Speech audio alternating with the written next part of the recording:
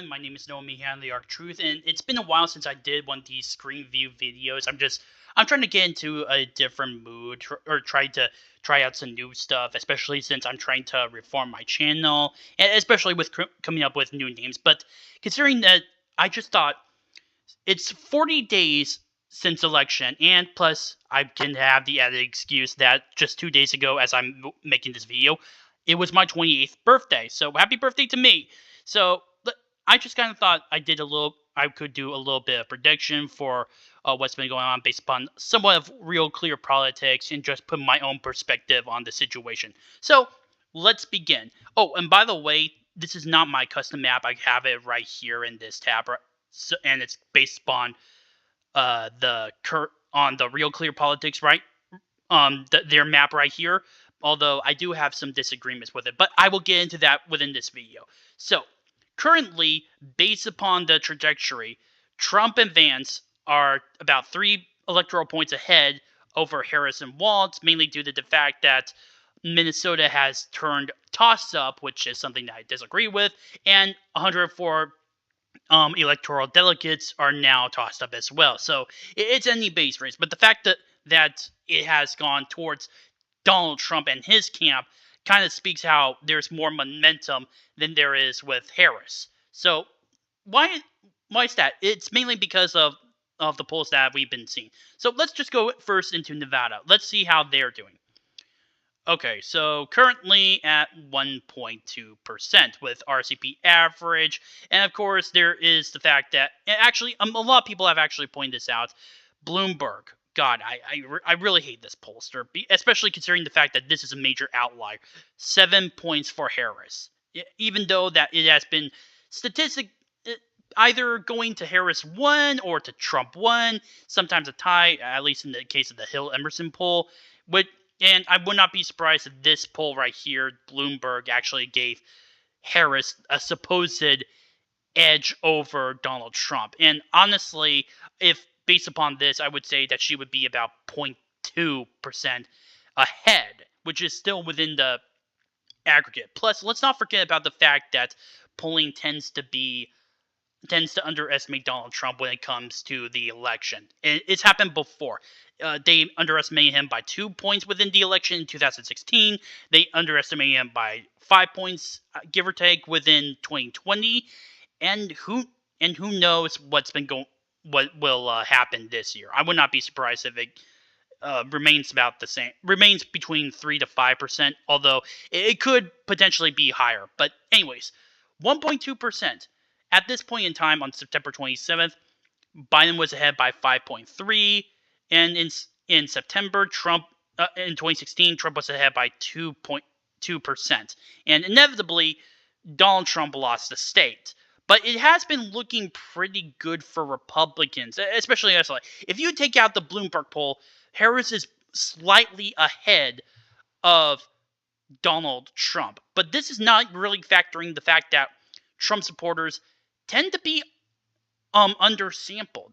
I would argue that it's very likely that Nevada may actually be lean Republican, especially in recent days where Republicans have actually had much better ground. They barely lost to the Democratic incumbent for the Senate, and they actually flipped the governor race. That's a pretty big deal. It's slowly and surely moving towards the right, and considering how libertarian the state is, that doesn't really surprise me. And again, this is just my prediction. As far as I know, none of this could hold up by the time the election rolls around. So let's get now on to Arizona, which apparently Donald Trump has been doing pretty good at. There is, I would argue, some extent with USA Today, because that seems like a very big number. Again, 6%. And it's just, we typically seen Donald Trump as well as Harris between around 3%, either of them going their way. So I'm just saying that, especially including with the New York Times Siena poll. Although, to be fair, these two pollsters tend to lean very liberal. And the fact that it could be leaned to it's leaned more to Donald Trump in recent days kind of makes me think that Arizona will go to Donald Trump. He will flip the state back into his column, especially with some of the recent changes, such as how the state Supreme Court actually mentioned how you need to check people's citizenship while they're voting. So that could be a very good news. And he's already ahead by 2%, and it's steadily growing. So Arizona, I'm just going to say lean Republican for right now. Now, for the state of Georgia. And in fact, I want to add also with Arizona, it's more like the Bain odds show that Donald Trump is at a 63% chance of actually gaining the state, while it's much smaller in cases of North Carolina and Georgia, with Georgia being about 61% in the polymarket betting odds and 56% in the respectively for North Carolina. Anyways, very recent polls show that Donald Trump remains ever slightly ahead. And of course, it shows in 2020 with Donald Trump being at 1.3%. And with the RCP average, he's slightly better with 1.5%.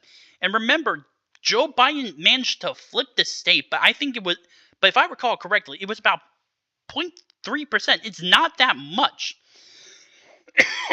Excuse me. So it's more likely than not that Donald Trump may flip the state back to him. And plus, let's not forget about the fact that in Atlanta, there's a heavily concentrated African American majority within the state of Georgia, and typically that's within the Atlanta metropolis. But the fact that Kamala Harris is not doing too well, especially in considering with black men, kind of makes me think that it will cause her to lose a good portion of the black vote. And just moving a few percentages of the black vote towards Donald Trump could mean the difference of whether or not Kamala Harris or Donald Trump get into the White House. So I'm going to say Georgia goes to Donald Trump. Now to North Carolina. Okay. North Carolina, again, the betting odds, I said before that the betting odds were 56% for Donald Trump to win. And that is much lower than Arizona and for Georgia. And Arizona happens to be, in this case, at this very moment, more conservative than the other three states. But nonetheless, the fact is that I'm basing this off of is based upon history.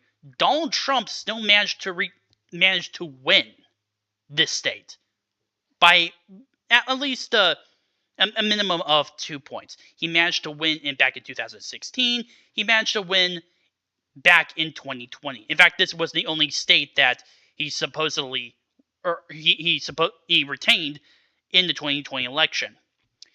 And he was down back in 2016, he was up by 0.3%.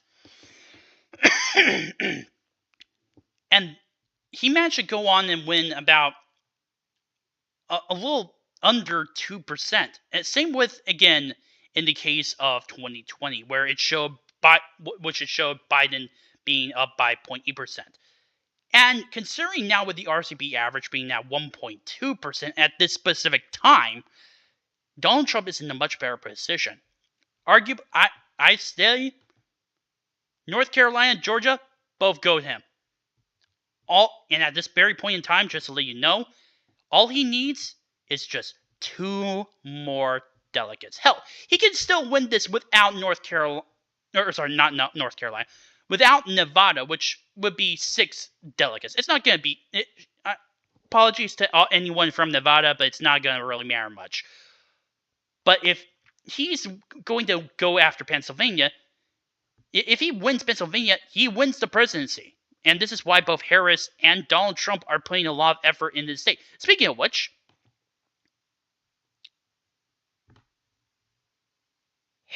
currently it shows Harris up by 0.4%. I kind of have an issue with this because, again, with the Bloomberg poll, it's a major outlier considering the fact that we have been seeing mostly ties, although we have seen in 2 polls such as like the Hill-Emerson poll and the Insider Advantage, with Donald Trump being slightly ahead, and at one point at the very end here we have UMass Lovell with Harris being up by 2. So I would I honestly, I don't know why Real Clear Politics takes Bloomberg into account, especially with this. I would say that Donald Trump has a slight, without the Bloomberg poll, I would say Donald Trump would be up in the RCP average. And as I said before, and I'm going to mention this multiple times, Donald Trump, his support tends to be underestimated.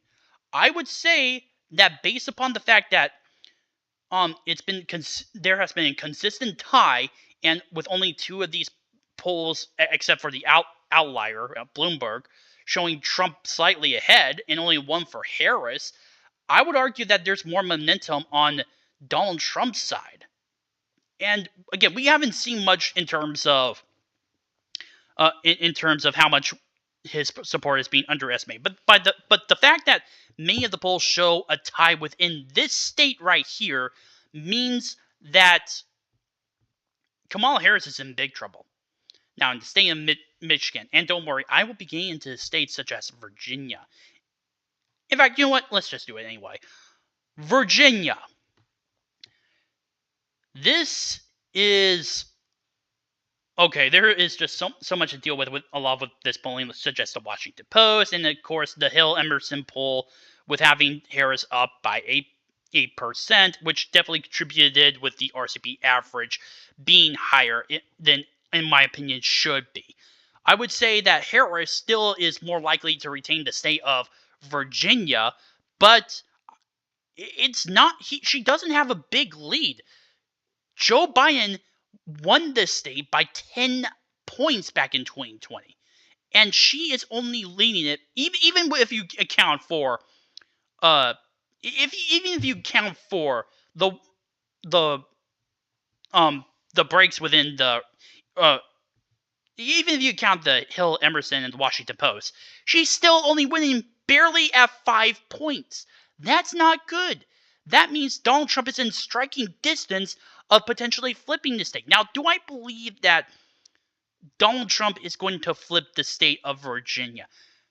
Honestly, that's very hard to say. I would lean more towards no, but the fact that Harris is not doing very good here in this state, which has been voting Democrat for I think since 2008, it kind of shows her how bad the position she is, and it could translate poorly for her in the Rust Belt states. So I would say, yeah, Virginia would probably be lean Democrat, but I would not. But if Donald Trump somehow manages to win the popular vote, which it could be possible, I would say that he could flip Virginia. I don't say the same thing with Minnesota. I have no idea why Minnesota is even considered a toss-up state. Minnesota is up where Harris is up by 4.7%, and this is a state that has been consistently voting Democrats since 1972. I don't expect Donald Trump to win this. In fact, it's more likely than not that Virginia could be able to flip, not Minnesota. Although, to be fair, we have seen a whole lot of crazy shit going on in this election season. We have seen Donald Trump get shot. We have seen an attempted assassination on his own golf course, and which became the second assassination attempt. There's so much stuff going on. We just saw Joe Biden basically drop out because the Democratic Party will not support him, and Kamala Harris taking his place at the last minute. But in all honesty, Minnesota would probably go to the Democrats, likely Democrat in my opinion. Michigan, okay. I know Michigan happens to be the most liberal state out there, and for good reason. The cities such as Detroit and Dearborn typically lean more towards the Democratic Party. Give me a second here. Here we go. And currently, right now in the polls, Harris is up by 2% within the margin of error, but nonetheless, still a pretty good lead. I can't say the same thing in the case of either Wisconsin or Pennsylvania, however. But nonetheless, this is still a pretty comfortable lead. There are just a few problems with this, though. And it's not really, or it could be in terms of some of the the differences. Like here we have Quinnipiac and Maris having Harris at 5, while others show her at most at 3. But the main reason I have an issue with Michigan is that I have been seeing a whole lot of support going more towards Donald Trump. I'm not just talking about the underestimation issue, which definitely will play a role here, but I'm also talking about the fact that there was a mayor in Hamtramck, Michigan, who endorsed Donald Trump, a Democrat, and he's Muslim. And typically, states of Minnesota and Michigan have a major Muslim population, and they don't like her. It is clear that they have a major issue with Kamala Harris, especially in regards to the whole Palestinian conflict, the whole war between Israel and Hamas right now that's being waged. So, but at the same time, as I said before, the state of Michigan is very liberal. If there was any state that is more likely than not to go to Kamala Harris, it would definitely be the state of Michigan. But here we have now in the state of Wisconsin. 0.9% Harris is leading. And this state tends to be shit at polling people. Like, holy shit, that is it bad. And to put this in perspective, Biden supposedly won the state of Wisconsin, but by less than a point. According to this day in history in Wisconsin, again on Real Clear Politics, Biden was up by 6.5%. Harris is up by 9. That means that the polls overestimate Biden by a minimum of 6 points.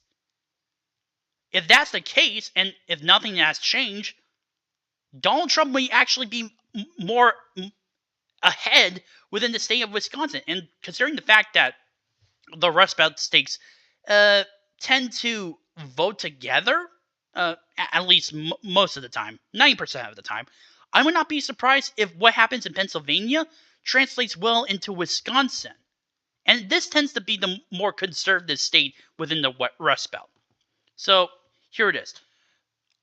If I were to be realistic, 297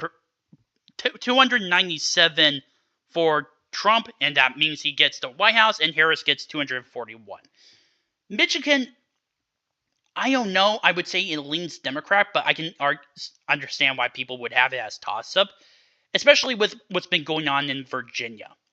I would not be surprised if Donald Trump manages to win the popular vote, based upon the Atlas Index poll, where he has a lead by 3 points over Kamala Harris. If that translates well, and they have been those guys I meant, they are pretty good at polling. Even though I admit this is coming from someone who has an issue with polls, but they are surprisingly pretty good. But if that translates well, the Atlas Index poll translates well with him having a 3-point lead over Kamala Harris, there is a possibility he could flip the state of Virginia, and of course take Michigan.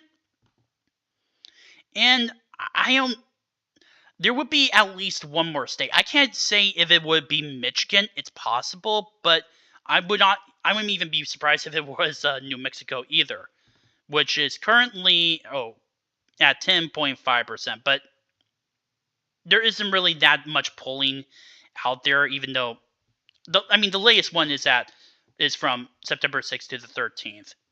So who knows? I would not be surprised about that, considering the fact that Donald Trump has a massive share of voters within the Hispanic community, and a lot of that could potentially translate that in New Mexico. But this would I would say if he wins the popular vote, gain Virginia as well as either New Mexico or Minnesota, maybe even both, would be his biggest win. Let me show you right here. At 340. Although I'm trying to be realistic with this model. It is more likely that at this point in time, and I could be entirely wrong about this. Oh, damn it, hold on. I could be entirely wrong about this. Trump is still the favorite to win here. But I could be entirely wrong about this. He could win the popular vote. He may not win the popular vote. That all depends upon election day. So I suggest to you all, you guys, go out and vote if you want Donald Trump to win this. My name is Noah Meehan, of the Arctruth. Please post your comments down below. Like this video, subscribe, and share with your friends. Also, if you have any issues regarding my videos, such as how I speak, or anything I should improve upon, please post them down in the comment section down below, or directly message me. Thank you. Almost heaven, West Virginia, Blue Ridge Mountain.